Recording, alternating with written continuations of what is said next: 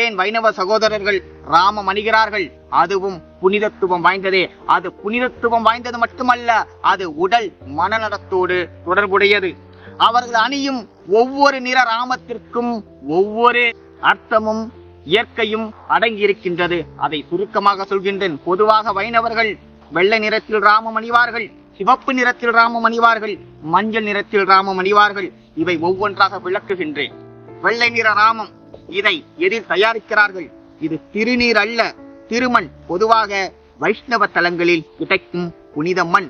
இதனால் உடலுக்கு என்ன பயன் என்றால், இயற்கையாகவே இந்த மண் குளிர்ச்சித்தன்மை கொண்டது.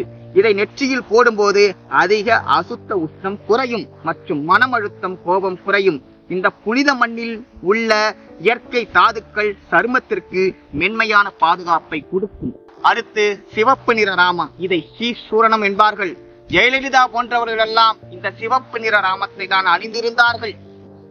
இது எதில் தயாரிக்கப்படுகிறது என்றால், மஞ்சள், சுண்ணாம்பு மற்றும் இயற்கை சிவப்பு தாது. இதைதான் ஸ்ரீசூரணம் என்பார்கள். இது உடலில் தரும் பயன் என்னவென்றால், கிருமி எதிர்ப்பு, சிறிய வியர்வை, சரும எரிச்சல் குறையும். மிக முக்கியம், இது நெற்றியில் இரத்த ஓட்டத்தை மிதமாக தூண்டும். அடுத்தது மஞ்சள் நிற ராமம். இதை எதில் தயாரிக்கிறார்கள் என்றால், சந்தன கட்டையை அரைத்து தயாரிக்கிறார்கள். இது முழுக்க முழுக்க சந்தனத்தால் ஆனது. இது எதில் தயாரிக்கப்படுகிறது என்றால், இயற்கையான சந்தனக்கட்டையை அரைத்து தயாரிக்கப்படுகிறார்கள்.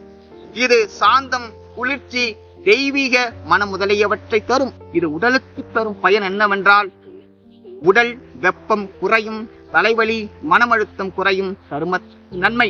சந்தனத்தை நெற்றியில் அணியும் போது மனம் அமைதியாகும். ஏன் ராமத்தை குறிப்பாக நெற்றியில் போடுகிறார்கள் என்றால், நெற்றி இருக்குமிடம் ஆக்ஷா சக்கரம்.